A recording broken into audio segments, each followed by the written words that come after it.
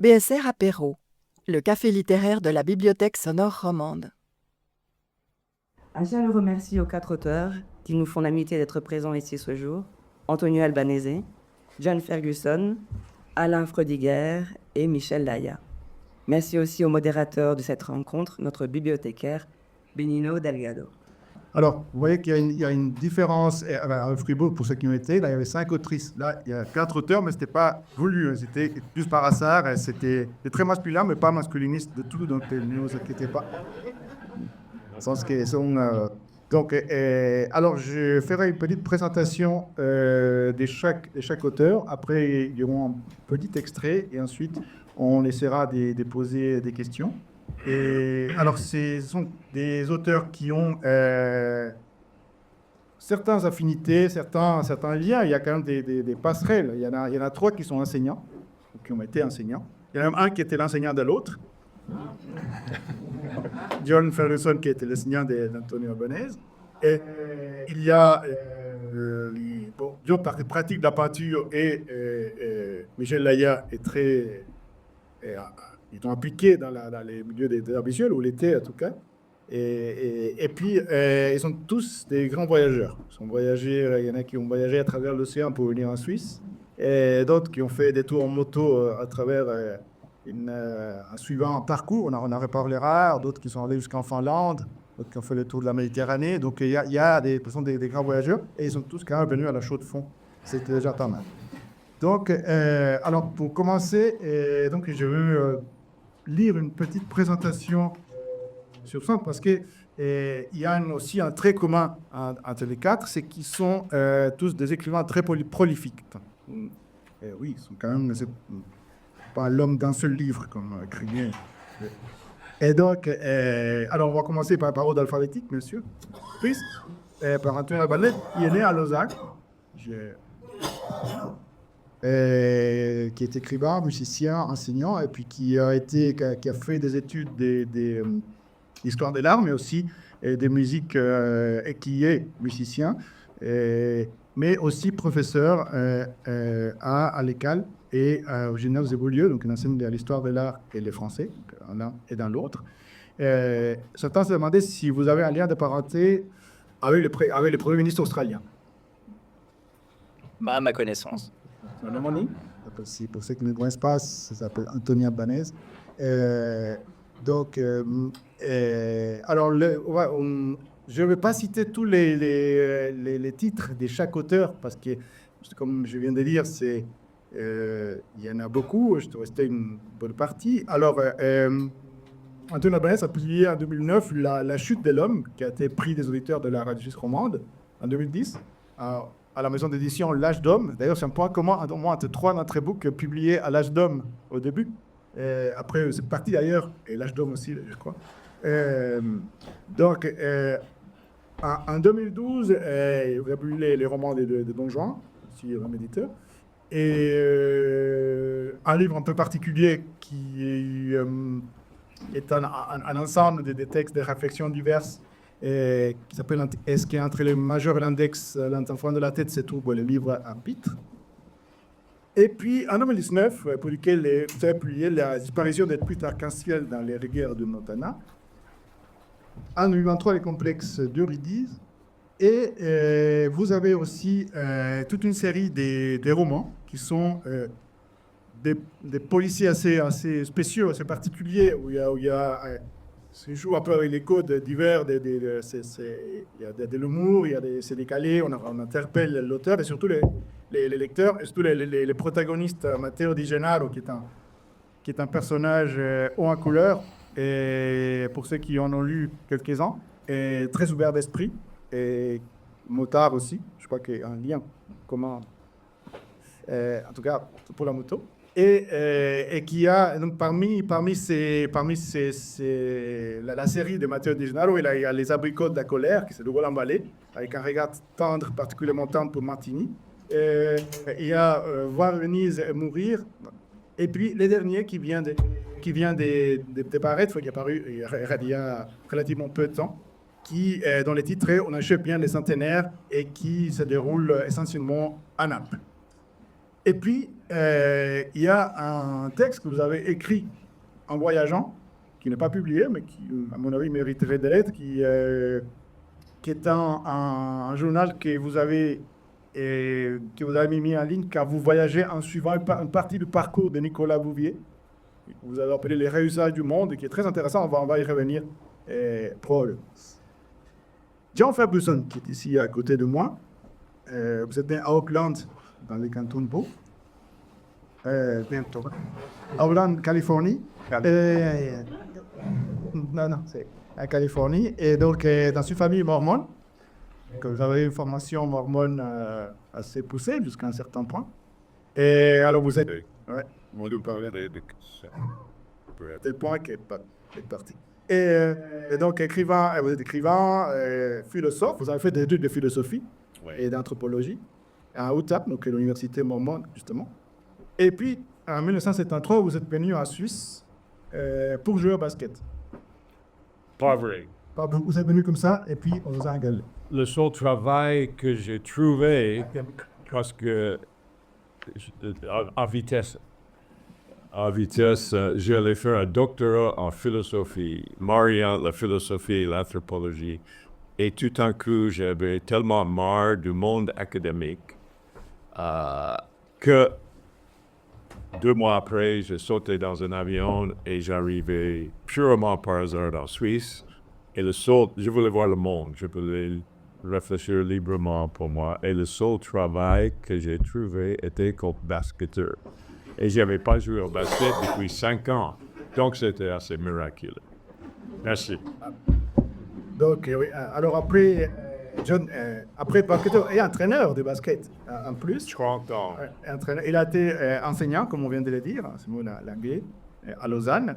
Et parallèlement à ça, il a commencé à écrire. Il a écrit, et non seulement il a écrit, mais il a gagné un prix, le prix des nouveaux écrivains, qui était octroyé par Barnes & Noble, avec un livre qui s'appelle en français. Je le dis en français parce que c'est Les Joyaux de Farley. Je peux juste dire une chose sur ça. Pour Pour le public, c'est assez intéressant, je crois, même pour vous. Ce livre a gagné un grand prix aux États-Unis, Discover Great New Writers of America. Et l'éditeur, il me fallait 4 ans pour trouver un éditeur. J'ai trouvé un petit éditeur au Texas. Il a dit, je publie le livre, mais il faut que vous me donnez $10,000 pour la première impression. Donc, 2 amis et moi, on a fourni les $10,000. Le livre gagne le prix. C'est un grand prix. Il était à l'entrée de toutes les librairies des États-Unis pendant 3 mois.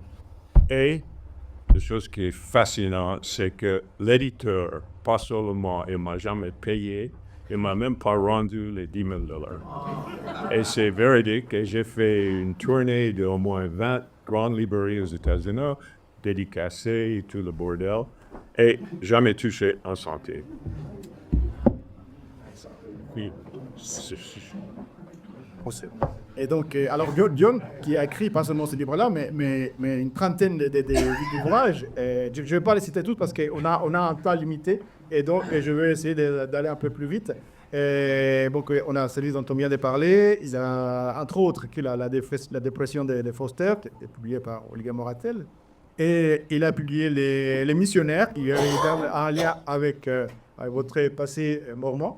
Et L'Anthropologue, un livre très drôle qui a été publié chez Castagnier. Et je ne vais pas tous les citer, John, je m'excuse. Non, parce que ça va. mais comme voilà, je cite une petite partie de tout ce que John a écrit. Et il y a un livre que j'aime beaucoup qui s'appelle T'es fou pas de moi, papa, qui a été publié en 2012. C'est un peu une sorte de Holden Caulfield féminin, si je peux le dire comme ça, mais qui se déroule à Genève. Livre très sympathique dont on va parler peut-être un petit moment. Et puis, Des ballons et des hommes, donc une incroyable histoire du basketball suisse, parce qu'évidemment, John avait beaucoup de choses à dire sur le basket. C'est un livre qui est très drôle et très intéressant. Et Mon ami Pierre, et dont on va peut-être aussi toucher un mot, parce que c'est un livre très touchant qui parle aussi de la question du handicap, entre autres. Et voilà, puis plein d'autres choses. Et puis John aussi, bien sûr, est chroniqueur, a été chroniqueur dans les matins, et puis après, d'avant 4 heures, des chroniques assez percutantes.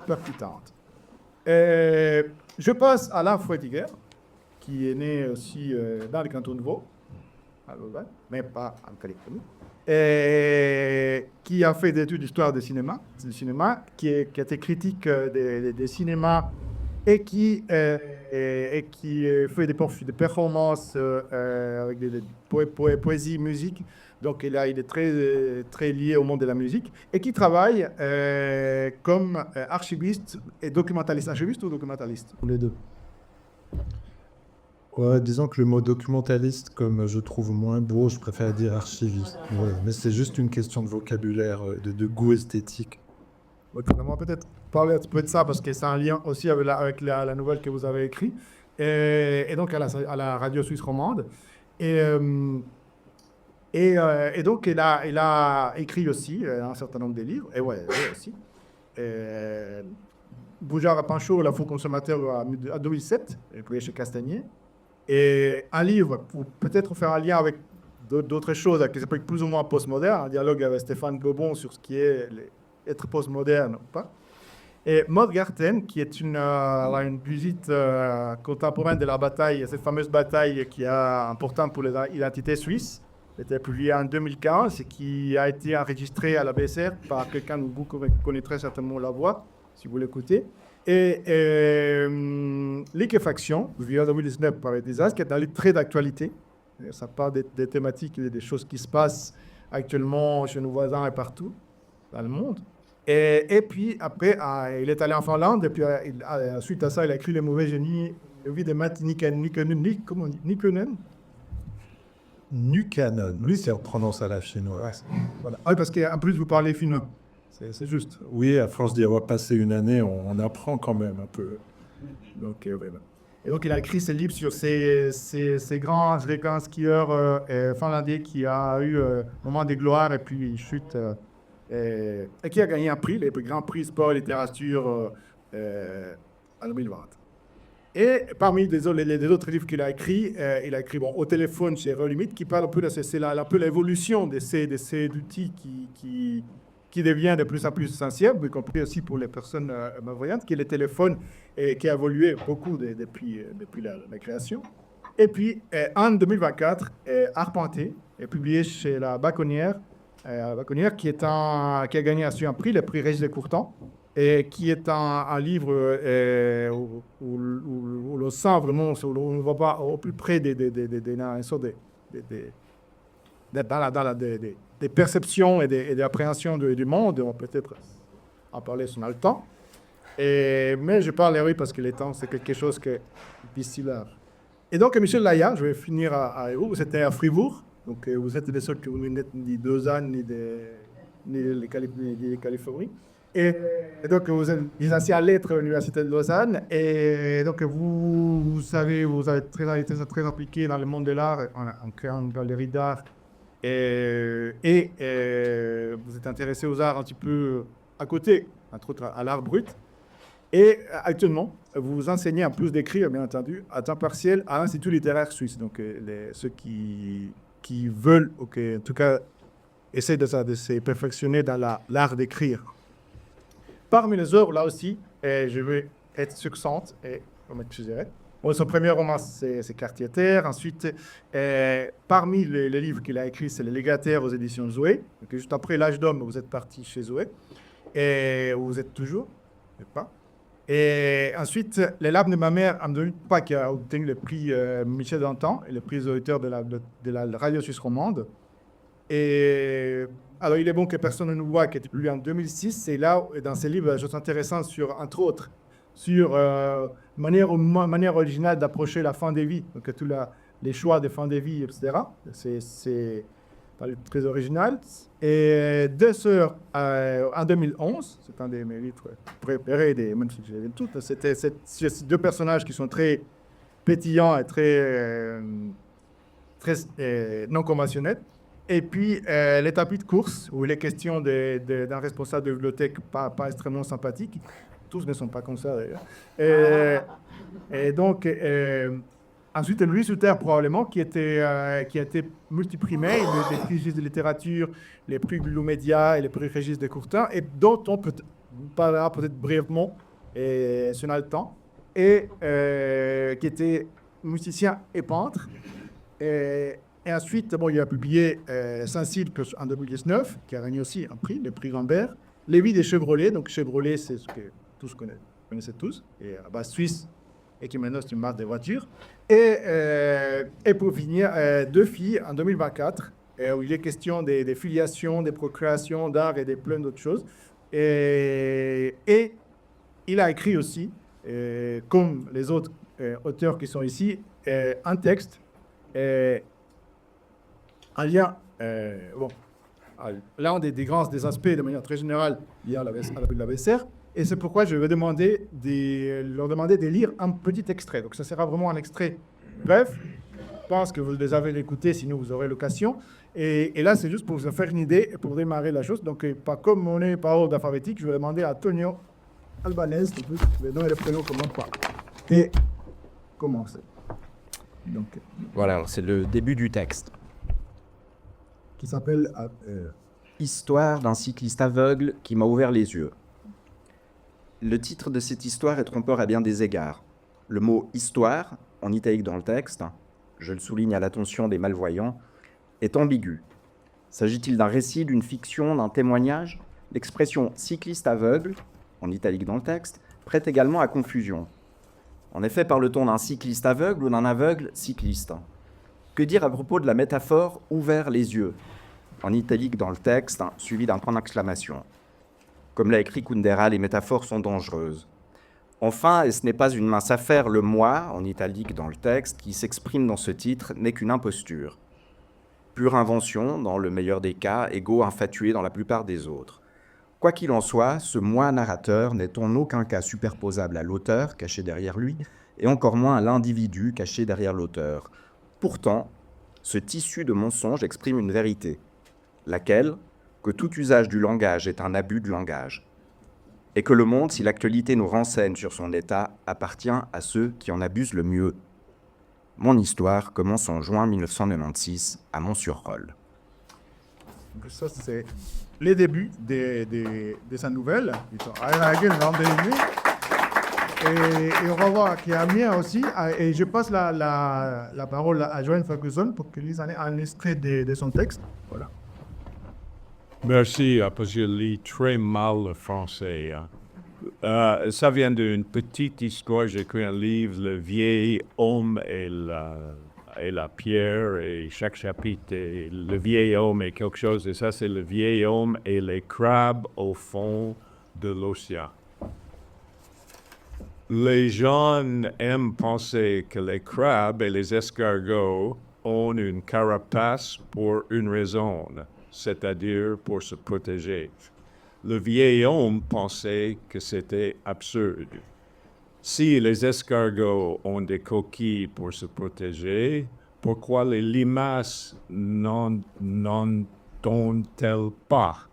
Pourquoi les papillons n'ont-ils pas des coquilles? Ou les poulets qui se font manger par les renards tout le temps? Parce que les crabes ont des coquilles, oui, peut-être sont-ils capables de se protéger des nombreux prédateurs. Mais ce n'est pas pour cela qu'ils ont des coquilles. Les humains n'ont pas de doigts pour pouvoir enfiler les chaussettes, jouer du piano et fabriquer les bombes atomiques. Ils filent les chaussettes, jouent au piano et fabriquent des bombes atomiques parce qu'ils ont des doigts et un cerveau et des yeux, etc. Le vieil homme pensait que tant que les humains penseraient que les choses existent et se produisent pour une raison, ils continueraient à voir le monde de manière fausse et naïve. Quelque chose que nous, en tant que race, faisons depuis des millénaires. Merci.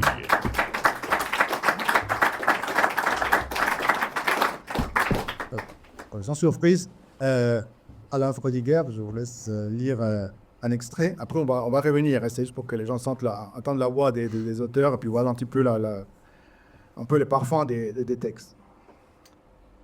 Mais ça ne me suffit pas. Je veux aussi faire vivre et reconnaître ces 27 secondes. Quoi ? Ces musiciens anonymes ont été engloutis par le temps, c'est injuste. Je prends à cœur de leur donner une nouvelle vie. Je propose à différents producteurs, rappeurs, DJ, d'utiliser ces 27 secondes comme sampler. Ça le fait. Ou de les remixer. Ça le fait aussi. J'ai le plaisir de reconnaître leurs 27 secondes dans différents sets et concerts. C'est très satisfaisant. Mais bientôt, ça ne me suffit plus. Alors je demande à l'IA de reconstituer leur répertoire musical tout entier. Tous les morceaux joués par les Miller Barnums, non seulement à la radio avec All Saints Marching et No Hay, No Horses, mais tous ceux des fêtes, bals, mariages, en me basant sur les listes retrouvées par mon ami folkloriste. Et puis, je lâche ce groupe fantôme sur le monde entier. L'effet est extraordinaire. On redécouvre un groupe disparu, englouti injustement. Il y a un engouement dingue, un peu comme pour le chanteur Rodriguez en 2013.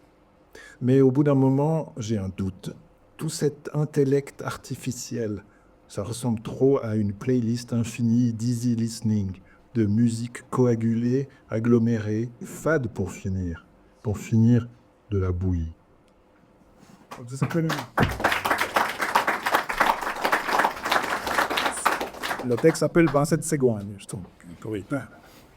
Donc, Michel. Yeah. C'est pas évident comme ça de sauter d'un style à un autre. C'est pareil. La mort est proche. Le temps des larmes et du désarroi sera pour après, pour plus tard. Dehors, la nuit a pris le pas sur le jour. Si on ouvrait la fenêtre, le chant dernier des mésanges charbonnières deviendrait audible. Mousse ôte sa veste et s'assied sur le lit. Son père, en chien de fusil, ne bouge pas.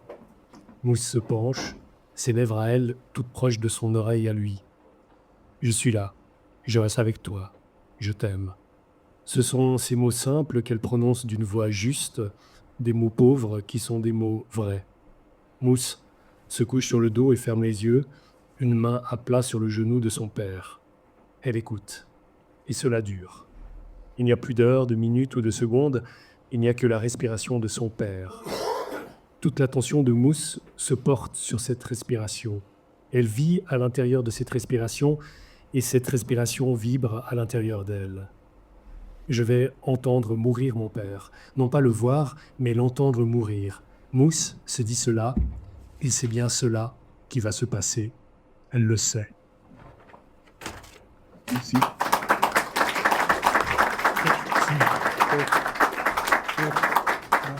Merci beaucoup, M. Bon, c'est vrai que c'est curieux d'écouter les quatre à la suite. On va y revenir. Et puis, donc ça s'appelle « Une dernière écoute », les textes de Michel Layard. Donc là, vous avez entendu les voix des auteurs, parce que les textes ont été enregistrés par des lecteurs de la bibliothèque sonore, à part le texte de Michel qui a été enregistré par lui-même. Mais là, vous l'écoutez en live, en direct. Donc là, je vais entrer un petit peu dans le but du sujet. Antonio Albanese, juste une question. Est-ce que vous avez hésité quand on vous a demandé comme ça de pondre une histoire pour la BSR ou ça s'est passé comment? J'ai pas hésité. Non, j'ai pas hésité. J'ai trouvé l'invitation très, très sympathique. Hein. Et puis, ça s'est passé. On sait jamais comment ça va se passer, au fond. En tout cas, quand on se lance dans un texte. On ne sait pas très bien pourquoi une idée d'un coup se matérialise ou on se dit tiens, j'aurais envie de quelque chose qui m'intéresse. Ça part souvent d'un prétexte, justement, comme celui-là.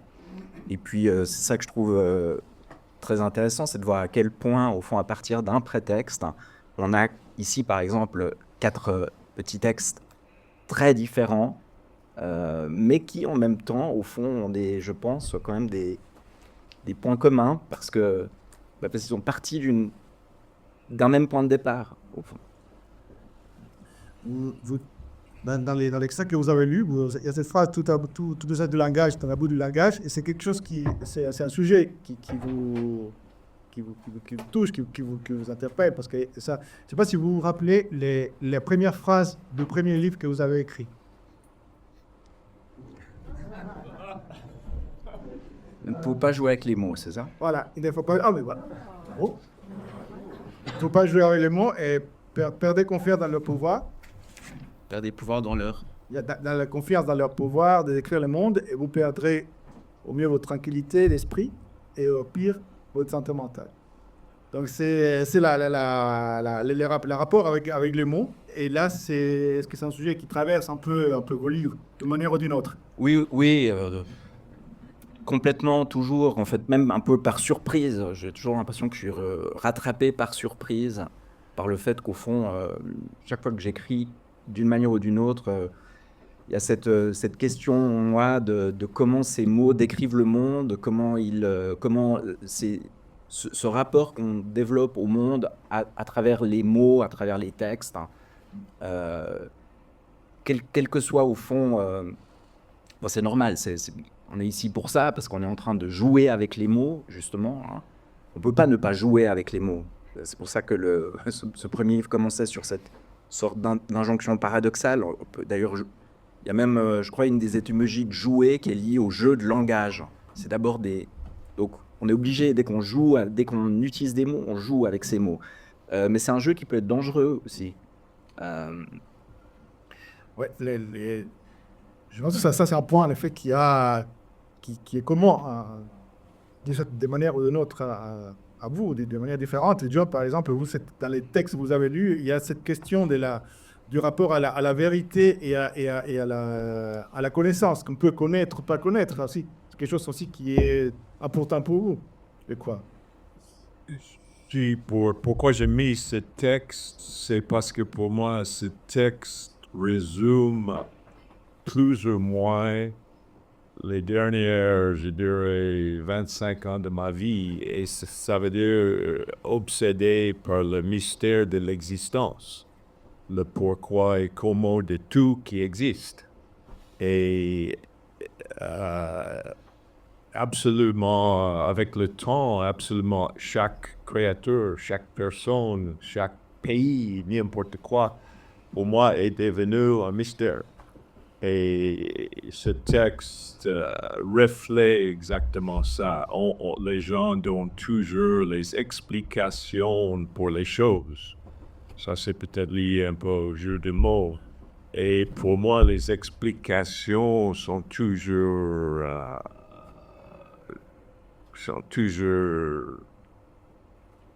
même pas les tiers de la vérité, que la vérité est tellement plus profonde. Et c'est pour ça ce texte. Et il y a tellement de gens qui croient que l'existence existe pour leur raison, soit la religion, soit le Big Bang, etc., etc. Et voilà, pour moi, ça reste un mystère total. C'est un peu vous suspendez un peu les jugements sur les causes et les conséquences. Là, c'est la question de vivre en soi qui est importante pour vous. C'est le fait de vivre en soi, de prendre la vie comme elle est. Oui, je ne sais pas si ça peut être intéressant, mais Antonio, tu as parlé du libre arbitre, je crois. Moi, le phénomène du libre arbitre est devenu mon petit dada. Je crois plus du tout dans le phénomène du libre arbitre. Et il paraît que maintenant, il y a quelques grands scientifiques aux grandes universités américaines qui commencent à dire la même chose. Donc voilà, c'est une grande discussion pour une autre fois. Parfait, oui, il y a tellement de... On pouvait faire voire plusieurs BCR apéro chacun d'entre vous. D'ailleurs, ça a été fait à partie, mais donc c'est vrai que là, c'est une sorte de concentré de tout. Donc, il y a les problèmes de la vérité et de ce qui est vrai. Et de certaine manière, touche un petit peu les thèmes de votre nouvelle Alain Frodiger, puisqu'il s'agit d'un fragment de musique. D'ailleurs, certains se demandent est-ce que les Mille Burnhams ont vraiment existé. Et donc, je voulais vous répondre à...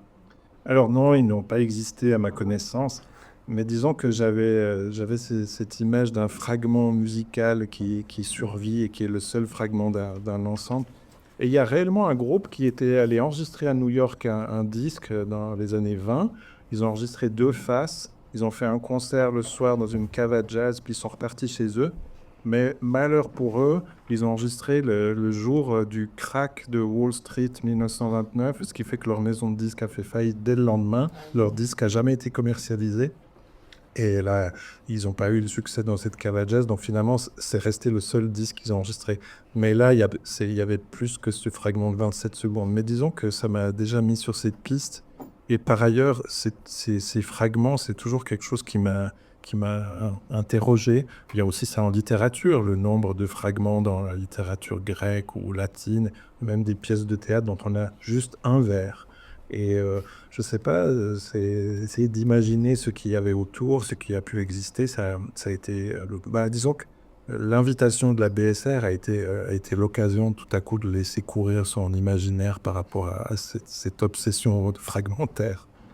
Mais aussi, il y a la question justement, quand je me dis qu'il y a un lien avec la vérité, c'est parce que dans l'histoire, il y a comme c'est moi, les narrateurs essayent de reconstruire ce qui n'est pas avec l'IA, et du coup, ils produisent quelque chose qui n'existait pas, mais qui est pris pour de vrai. Donc, ça devient un groupe célèbre. Et donc, il y a la question de jusqu'à quel point ce qu'on fait, et surtout, c'est très actuel. L'intelligence artificielle peut être une aide ou une perte de repères complète. Oui, alors tout à fait. C'est vrai que l'IA est venue sur le tard. C'était pas le premier motif de l'histoire, mais étant donné que je l'ai écrite il y a quelques mois, forcément, c'était un enjeu qui venait se greffer. Les premières fois où j'avais cette idée de fragment, il n'y avait pas encore tous ces débats sur l'IA, en tout cas l'IA générative, donc on ne sait pas là. Mais là, évidemment, je ne pouvais pas ne pas me saisir de cette question. Et puis finalement, c'était dans une continuité du fait de retrouver la part manquante, y compris par des interprétations, des improvisations de musiciens, eux, bien réels. Mais l'IA, c'était un sujet difficile à aborder de front parce que ça nous tombe dessus, on n'a pas encore énormément de recul pour y réfléchir. Beaucoup d'écrivains s'y lancent, courageusement, mais en même temps, comme c'est trop frais, j'avais aussi peur si je m'attaquais spontanément à l'IA, de dire des banalités ou des choses qui seraient balayées 2 mois après. Donc, d'une certaine manière, je l'ai mise comme une béquille à l'histoire, mais en même temps, c'est ce qui m'a intéressé là-dedans, c'est ce que devient le monde quand tout s'inverse. C'est-à-dire que le faux a pris beaucoup plus de place que le vrai, et que le petit fragment qui au début était une part dont tout le reste était manquant, en fait il y a un trop-plein, ça s'est inversé. Et c'est ça qui m'a intéressé dans cette approche de l'IA.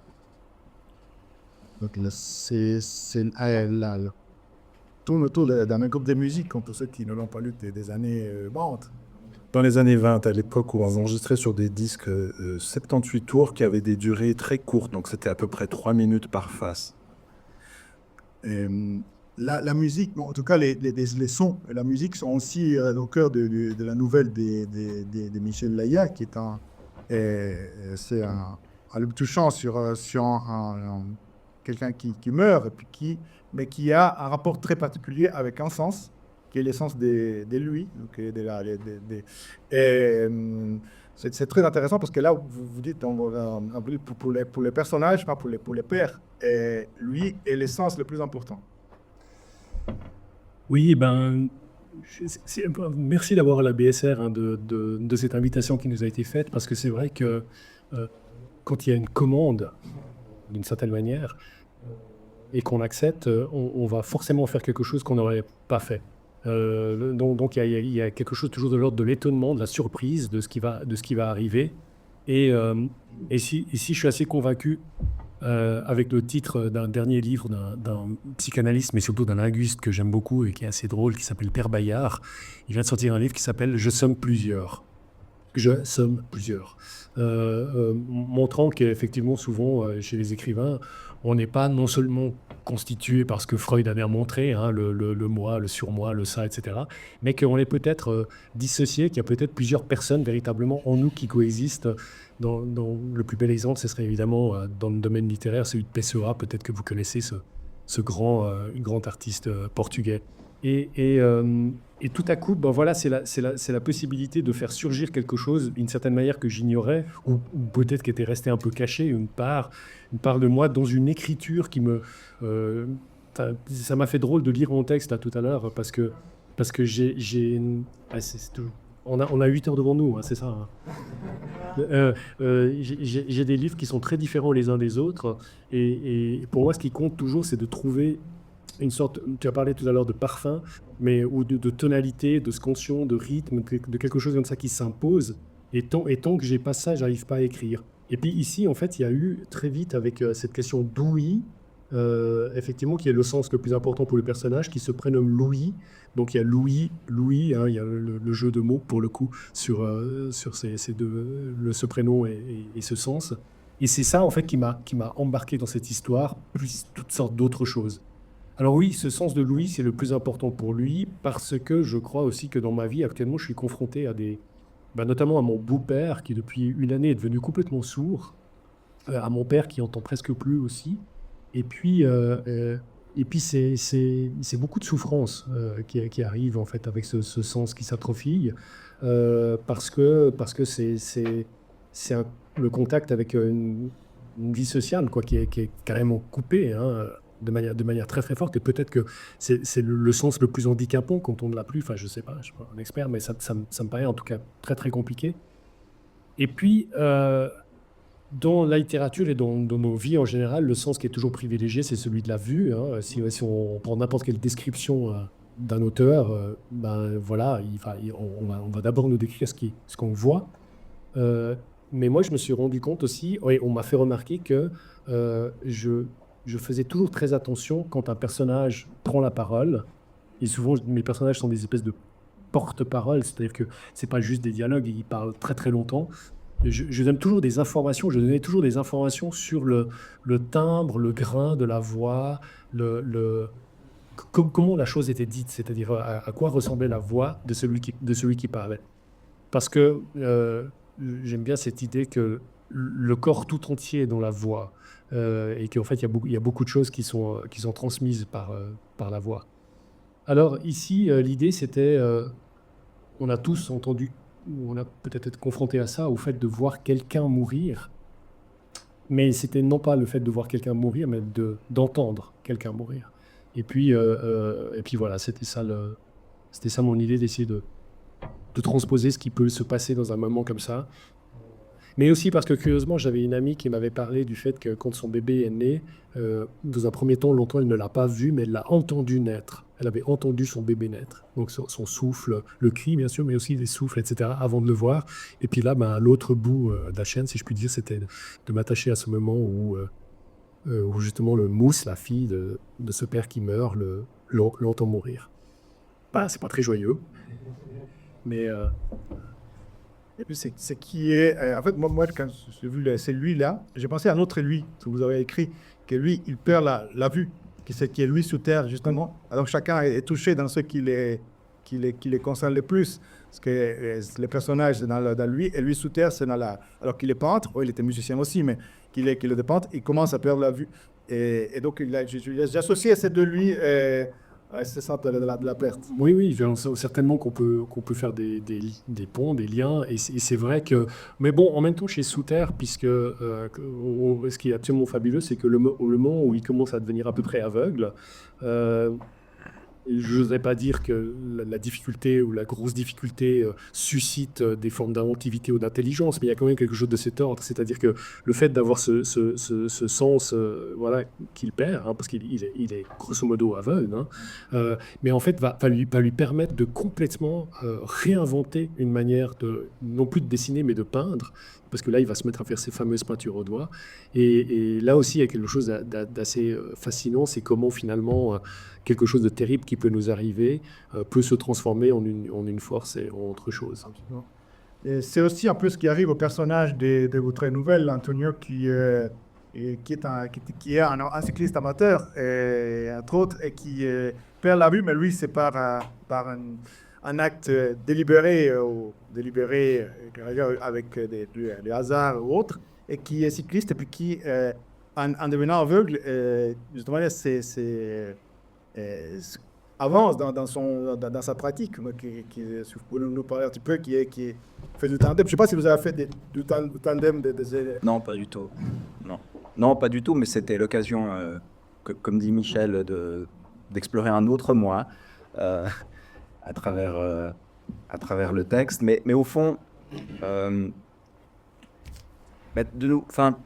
Si je peux rebondir par rapport à ce qui vient d'être dit, au fond, ce qui m'apparaît maintenant, j'ai écouté les 4 textes, c'est qu'au fond, on se situe à plein de niveaux différents. Puis c'est toujours comme ça avec le langage. Et puis, Michel et Alain sont partis sur le son, ce qui est une bonne idée, il me semble, maintenant que j'y pense. La bibliothèque sonore, le fait donc de se situer à ce moment-là du langage, vraiment, de cette attention particulière. Alors, il y a même 2 niveaux différents ici. Un niveau qui est vraiment au plus proche du corps, de la voix. D'ailleurs, ça m'a frappé parce que je crois que donc Michel a lu son propre texte, et puis on a envie de l'écouter lire encore et encore. C'est vraiment une voix, je trouve, qui va vraiment très très bien avec cette lecture. Heureusement que John n'a pas lu son propre texte. Non, c'est pas. Mais donc on est à différents niveaux comme ça du son. Et puis, par contre, de ce côté de la table, on est parti sur un tout autre niveau du langage, qui est celui de la logique. Et puis, plutôt des limites de la logique.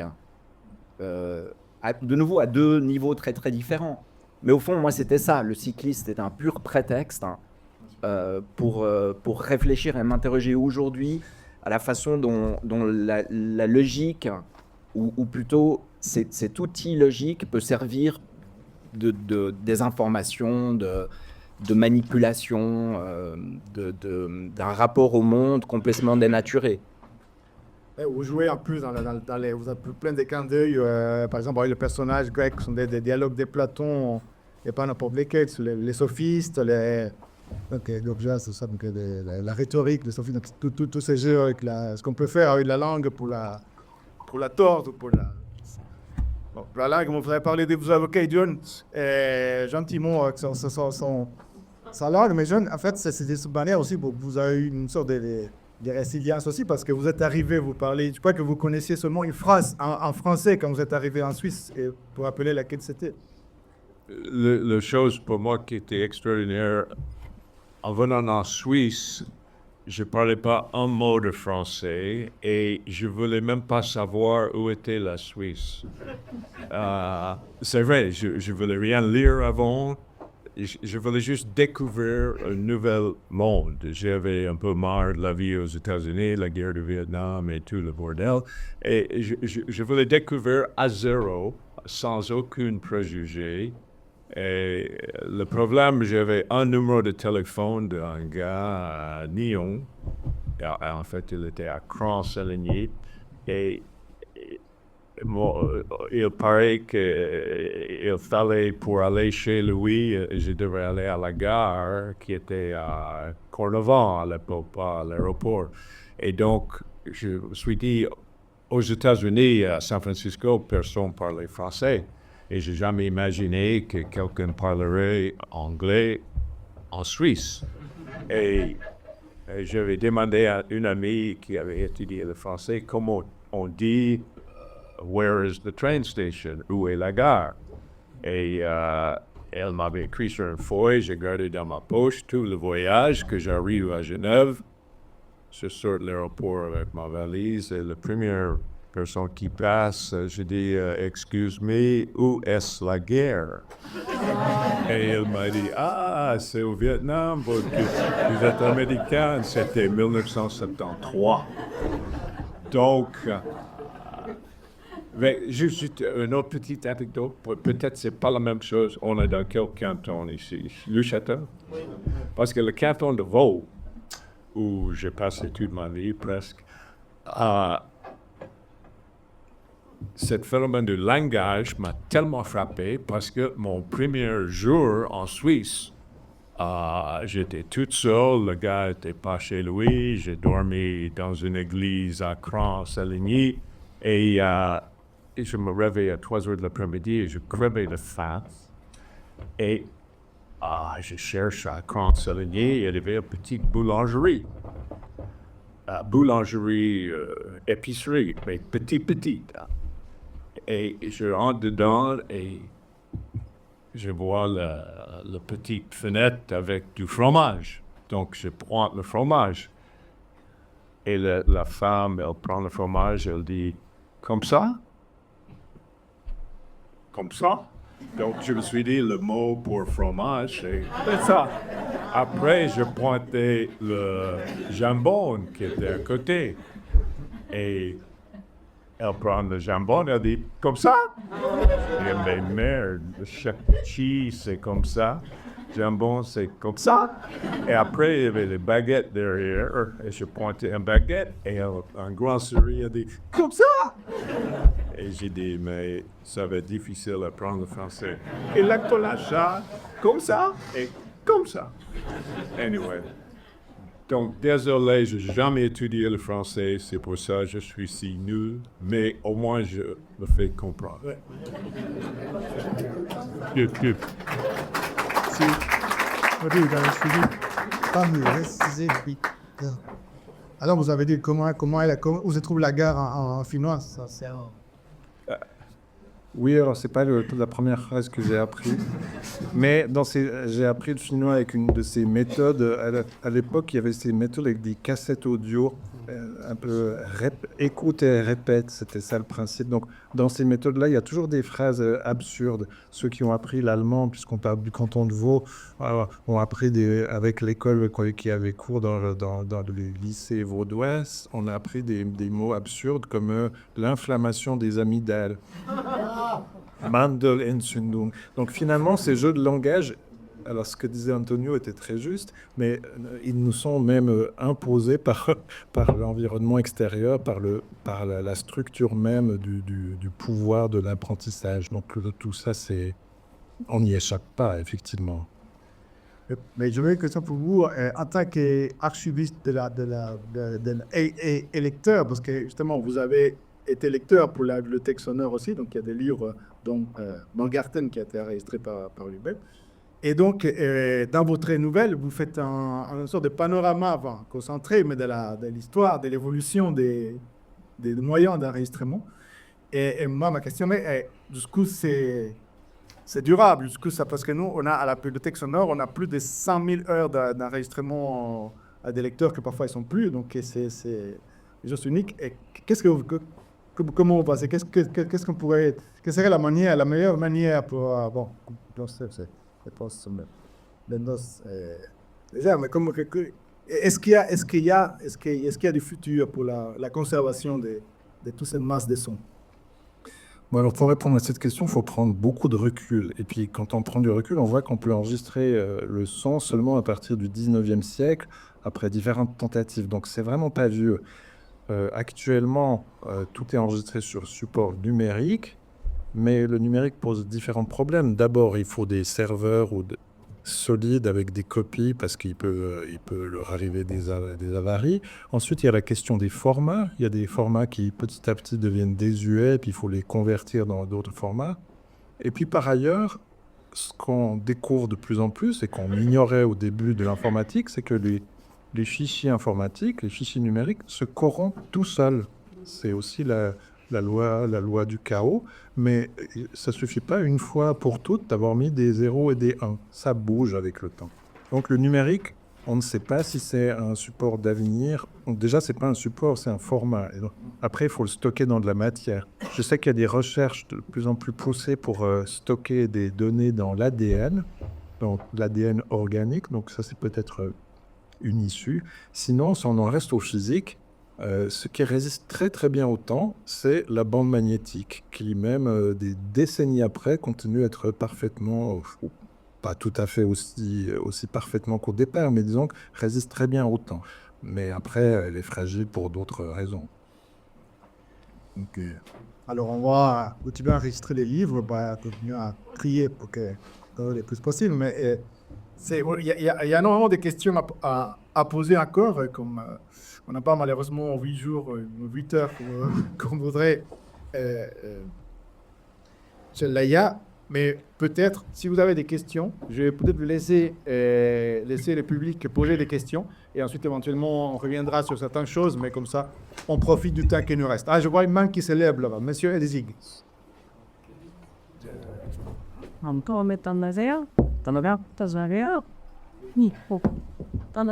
Yes. So, bizarre. Der Berg ist hier.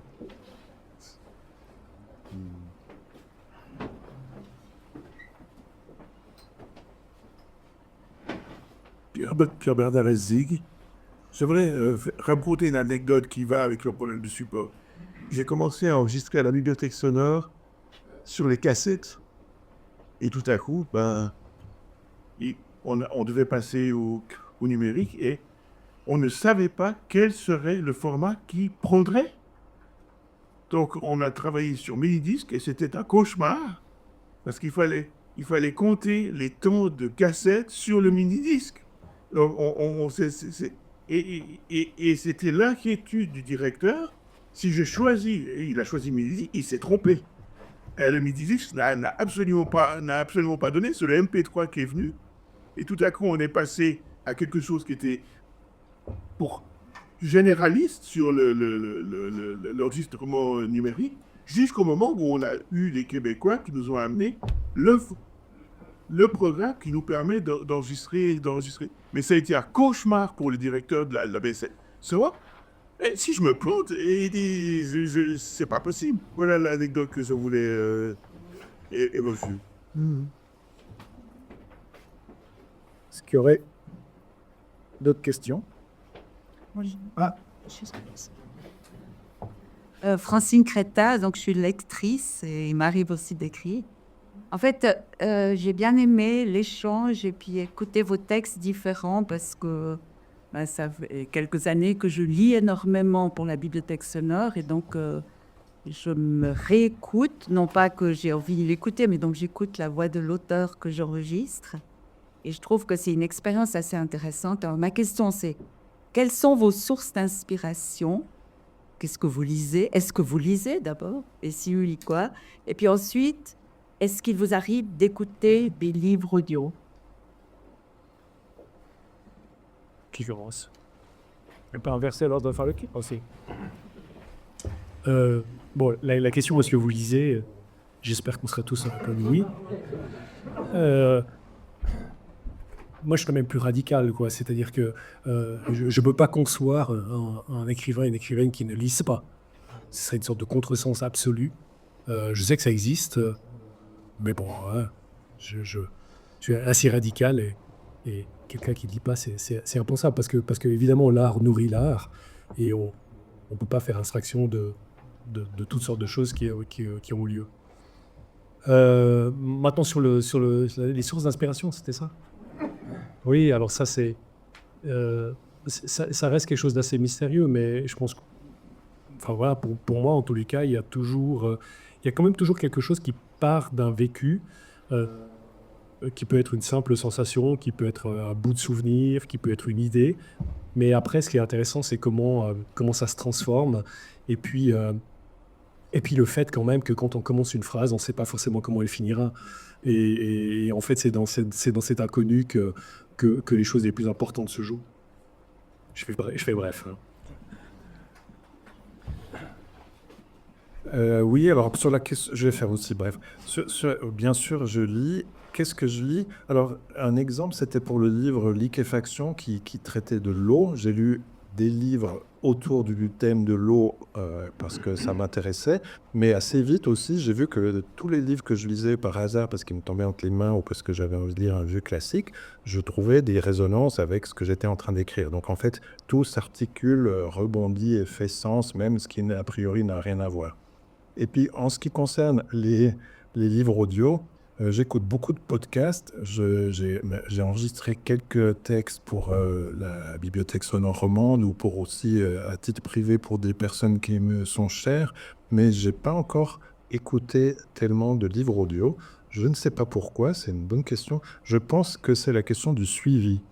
J'écoute beaucoup de podcasts quand je fais à manger, quand je fais la vaisselle ou autre, et tout à coup, j'ai fini et je passe à autre chose. Donc, pour pouvoir écouter un livre audio qui durerait, je ne sais pas, 18 ou 36 heures, il me faudrait un peu plus de discipline.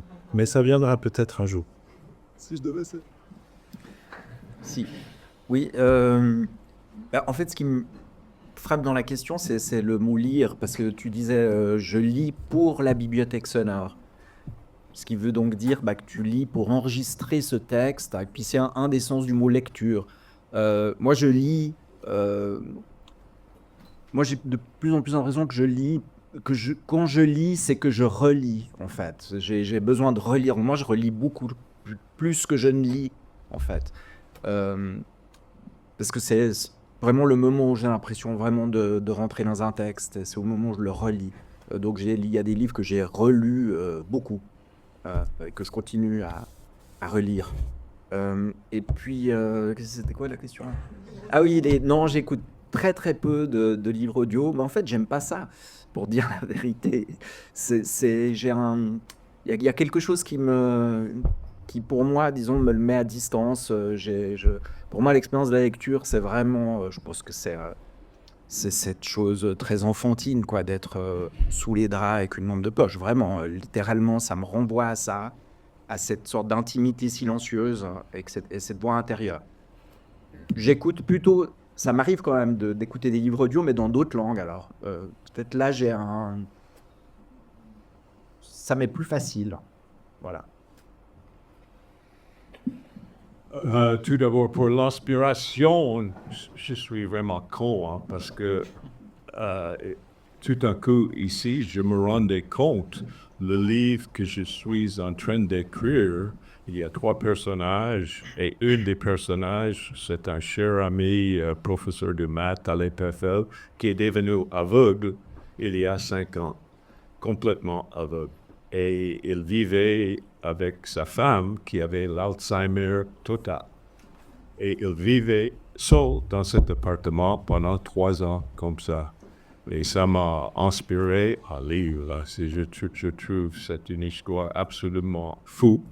Juste, et ça m'intéresse peut-être un peu de feedback. Mon grand-père, qui avait 40 ans, il était professeur ingénieur irrigation à l'université Utah aux États-Unis. Et il est devenu sourd d'un jour à l'autre. Méningite, le tépine, comme on dit, anyway, sourd total. Et il a continué à travailler encore 30 ans.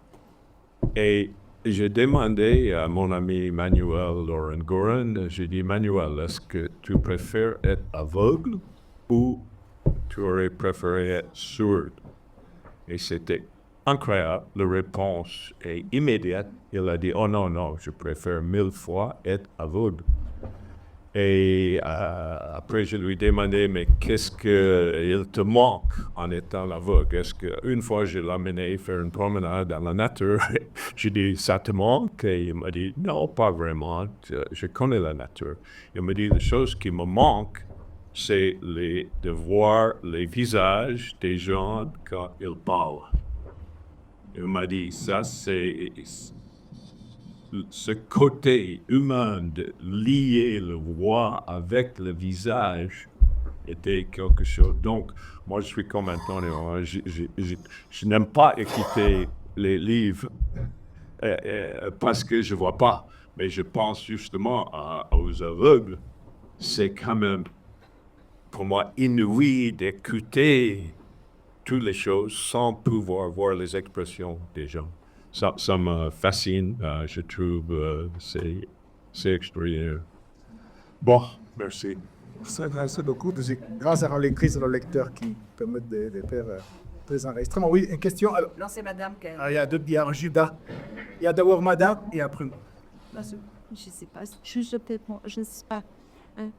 Voilà, mon nom est Elisabeth Guillet. Je suis lectrice et grande consommatrice et je saisis l'occasion de cet événement pour remercier vraiment au sens large déjà la BSR d'avoir organisé cet événement. C'est vraiment très chouette, en tout cas dans notre canton, puisqu'on ne peut pas toujours aller à Lausanne. Merci à vous les auteurs d'être là aussi et d'avoir écrit ces nouvelles pour la circonstance. Merci aussi aux lecteurs. Vraiment, pour moi, c'est touché parce que c'est vraiment salvateur.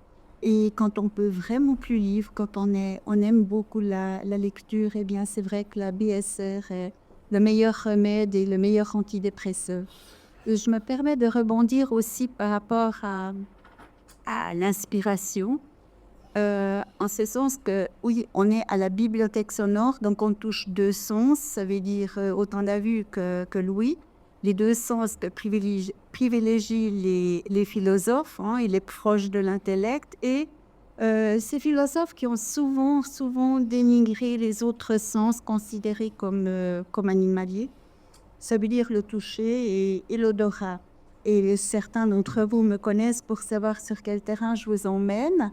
C'est qu'après avoir épuisé la vue et l'ouïe, peut-être que l'odorat pourrait devenir une source d'inspiration, notamment après le Covid, où beaucoup de personnes ont été privées donc en fait, ils sont devenus anosmiques, et d'être aveugle et anosmique, c'est pas non plus une partie de plaisir. Vous me direz qu'on peut entendre, c'est vrai, mais quand on ne sent plus, parce que c'est vrai que l'odorat, c'est un sens d'alerte, c'est un sens de plaisir, il est lié au goût, et ça, c'est aussi un gros problème. Voilà, merci de m'avoir écouté, et merci à vous. Moi, je ne suis pas franc. Regardez, il y a les micros. Moi, je ne suis pas francophone. Je suis germanophone. Et mon problème, c'est que ma langue maternelle, c'est un dialecte qui n'est pas écrit. Et il y a une édition qui s'appelle Spoken Script. Et c'est des textes qui sont écrits en suisse allemand. Et quand je les lis seulement avec les yeux, c'est impossible d'avaler ce texte. Alors ce texte oblige d'être lu à haute voix. Et ça change tout.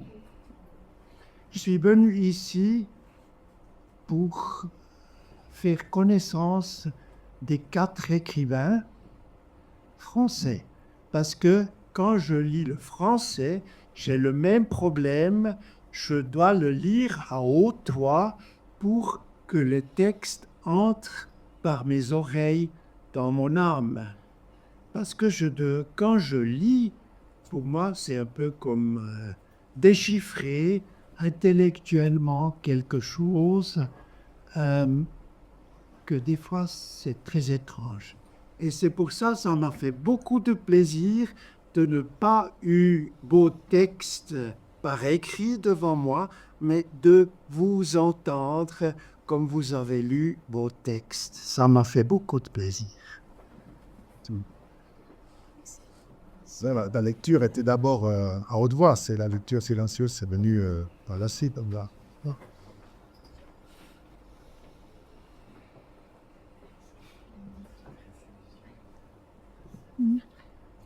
Bonjour, j'ai mis un fauteuil. Alors, moi, pour rebondir sur la petite discussion d'avant, qu'est-ce qui est le mieux ou le moins mal entre aveugle et malvoyant. Je suis malvoyant que depuis 7 ou 8 mois. Je dois avouer que d'avoir vu et d'être malvoyant, c'est encore différent que d'être aveugle dès le premier jour de sa naissance. Ce qui fait que, personnellement, j'ai une image que je peux me focaliser une image et m'imaginer quelque chose. Alors je dois avouer que entendre des livres audio, j'ai pas l'impression qu'ils sont lus, j'ai l'impression qu'ils sont racontés. Parce que je mets des images. Et puis aujourd'hui, alors par un hasard, la personne qui est à droite, ça fait 30 ans qu'on ne s'est pas vu. Mais le fait d'avoir l'ouïe, ça m'a permis de le reconnaître et puis de pouvoir mettre un visage sur cette personne. Donc j'ai l'impression que d'être malvoyant ou aveugle, ça nous met moins dans une solitude que si on était sourd. Mais ça engage une connaissance peut-être. Ça me permet justement de rebondir, parce qu'à sa droite, donc, c'est monsieur Robin Richard, qui est membre du conseil de fondation de la BSR depuis des années, et à titre bénévole, quoi. Donc merci à lui pour sa présence. Voilà. Et ça me permet aussi de rectifier, j'ai fait une erreur. Marie-Thérèse Bonadonna, qui est chef de la culture du canton de Neuchâtel. On est bien à Neuchâtel, ma langue a fourché, donc vraiment mille excuses. Ouais. Voilà, merci.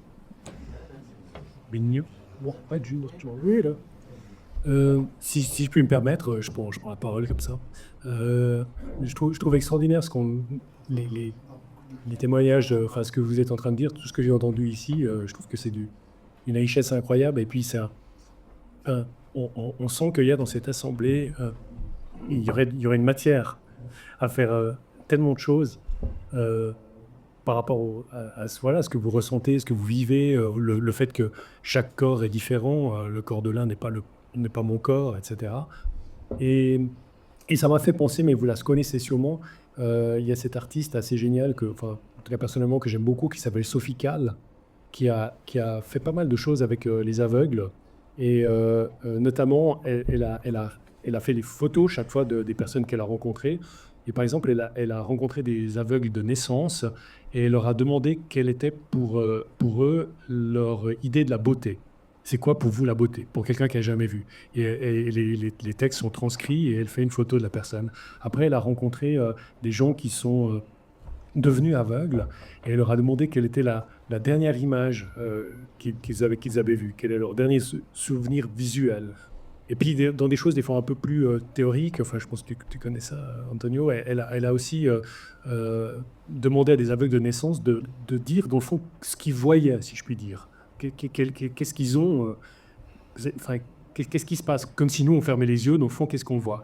Et puis, elle a confronté leurs réponses à des textes qui ont été écrits par des grands artistes qui ont fait des monochromes. Et en fait, il y a une espèce de correspondance incroyable entre les témoignages de ces personnes et ces théoriciens, enfin ces artistes qui essayent de dire ce qu'ils font quand ils font les monochromes. Voilà. Mais enfin bon, ça c'est annexe. La chose la plus importante, voilà, sur les quelques mots comme ça et des briques que j'entends, c'est de sentir cette espèce de. Enfin moi je sens un peu ridicule là avec nos histoires, parce que j'ai l'impression que vous avez tous tellement de choses à exprimer et à partager dans le fond, juste sur la base de ces quelques remarques que vous faites, quoi. Donc merci à vous. Je peux aussi. En fait, c'est marrant que tu évoques ça, parce que c'est comme ça que j'avais fait cette première collaboration avec la BSR. On avait fait justement un travail sur les aveugles de Sophie Calle en musique avec Laurent Stoppet. Et puis moi, ce que ça m'évoque, au fond, tout est toujours dans la synthèse, parce que je disais que je relis beaucoup. Et puis un auteur que je relis très très régulièrement, et je le lisais encore il y a 2 jours, c'est Montaigne. Et puis dans un essai sur le mariage, Montaigne rappelle cette vieille idée, je pense que je peux donc la dire ici puisque c'est Montaigne qui parle, qu'au fond la sagesse populaire disait déjà à l'époque que le meilleur mariage c'était celui entre un homme aveugle et une femme sourde. Alors, je peux juste répondre à la question qu'est-ce qu'on lit, parce que ça me fascine tout ce que tout le monde dit. Moi, personnellement, que j'entends un texte lu comme ça, j'ai la peine à suivre. Parce qu'un mot me fait penser à ça, un autre mot me fait penser à ça, et j'ai beaucoup de peine. Donc, pour ça, je suis nul. Mais je voulais juste dire quelque chose qui pourrait vous intéresser. À côté de mon lit, vous vous demandez qu'est-ce qu'on lit. À côté de mon lit, j'ai 50 livres par terre. Et je les prends des fois. Si j'aime, je lis tout. Si j'aime pas, je remets et je réessaye. Il y a les livres. Don Quichotte, j'ai essayé 5 fois. J'ai toujours pas passé la page 200. Bon, mais je vais juste vous dire quelque chose qui, je trouve, ça peut toucher les gens ici. C'est que ces temps, avec l'âge, je lis souvent moi-même. Je relis les livres que j'ai écrits il y a 10 ans, 15 ans. Et c'est étonnant parce que c'est pas le même homme. C'est pas le même homme. Ça correspond à le jeu, le oui, etc. Et c'est absolument fascinant de relire soi-même quelques années après d'avoir lu le livre. Et heureusement, normalement, je m'aime beaucoup. je suis très content que je relis mon livre. Pas toujours, mais à 95% du temps.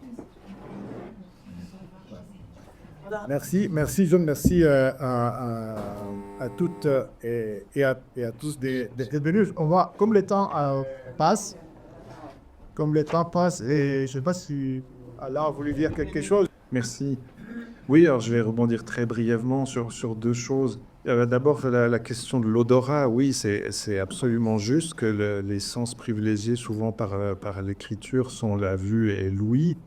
Mais c'est aussi une question de vocabulaire. Il y a tout un vocabulaire à inventer pour l'odorat qui est actuellement plus pauvre que pour la vue. Et ça peut être un travail pour les écrivains. Et puis rebondir sur autre chose, sur le fait de lire ou d'entendre. Je pense à ce que disait Antonio sur le fait qu'il relit, et John qui a aussi répondu là-dessus. Relire, finalement, c'est aussi déjà se refaire des images, se refaire des mots, une histoire. Et ça, même si ça reste dans la tête, ça peut ensuite être partagé. C'est d'ailleurs ce qui a été le cas en partie aujourd'hui. Et puis, je pense que les histoires audio, on les réentend, on les réécoute et on les entend d'une autre manière à travers le temps, lues par d'autres personnes, racontées par d'autres personnes. Et finalement, le procédé d'écriture, il est né comme ça. Enfant, on ne savait pas écrire. À l'aube des peuples, les peuples étaient sans écriture, mais ils n'étaient pas sans histoire. Donc, c'est une sorte de réinvention et réactivation permanente au moment de l'écriture ou de l'écoute ou de la prosodie finalement. Merci beaucoup. Il y a Marc Champeau qui a une question. Ça, je pense que ça va être la dernière parce que les temps approchent. The last one. The last but not least. Par rapport à la répétition de la lecture, je trouve toujours intéressant parce que ceux qui regardent des films, qui peuvent encore regarder des films de cette assistance, voilà, finalement, on regarde un film une fois, on le regardera peut-être dans 10 ans, 15 ans, 20 ans, on va se dire « Ah ouais, j'ai déjà vu ce film », on va le regarder une deuxième fois peut-être. Mais pas beaucoup plus, hein. Moi, j'ai des copains qui ont des filmothèques au DVD. La plupart, ils les ont vus qu'une fois, mais ils en ont 200 sur une étagère. Ils les reprennent pas. Et dans la lecture, dans les histoires, dans la lecture, c'est toujours étonnant comment on revient assez facilement sur des choses qu'on a lues et qu'on aime bien relire. On aime bien se raconter une nouvelle histoire. Et je pense que ça vient, c'est que le cinéma, tout est amené sur un plateau, les personnages, les tronches, l'action, les impressions. Dans le livre, on doit chaque fois reconstruire ce qu'on lit. Et finalement, cette reconstruction, c'est un petit peu comme si on nous racontait une deuxième histoire, une nouvelle histoire. Et encore plus fort, la musique. Combien de fois on réécoute les mêmes morceaux? Hein? C'est pas... surtout en variété, il n'y a qu'à voir tout ce qu'on nous matraque à la radio, etc. Mais combien de fois on réécoutera, même si on achète le disque, on va pas l'écouter qu'une fois, on va l'écouter 20 fois, 30 fois, 50 fois, tous les jours, si c'est un truc qui nous botte. Pourquoi? Hein? Voilà, c'était une remarque plus qu'une question. Je passe le microphone plus haut. Ouais, merci Marc. Donc, comme le temps a passé, on pourrait continuer à discuter et aussi en profitant des différents sens, parce qu'on va déguster un apéro. Donc, il y aura lui pour discuter et les goûts et l'odorat pour manger. Et on sera là. Et merci beaucoup à vous toutes et à tous qui venez là. Merci aux 4 auteurs qui se sont déplacés pour venir ici à la Chaux de Fonds.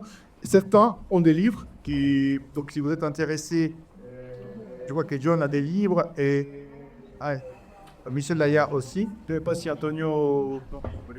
Donc si vous voulez acheter des livres et puis vous voulez faire dédicacer, vous pouvez. Et sinon, on va préparer les conditions de l'apéro.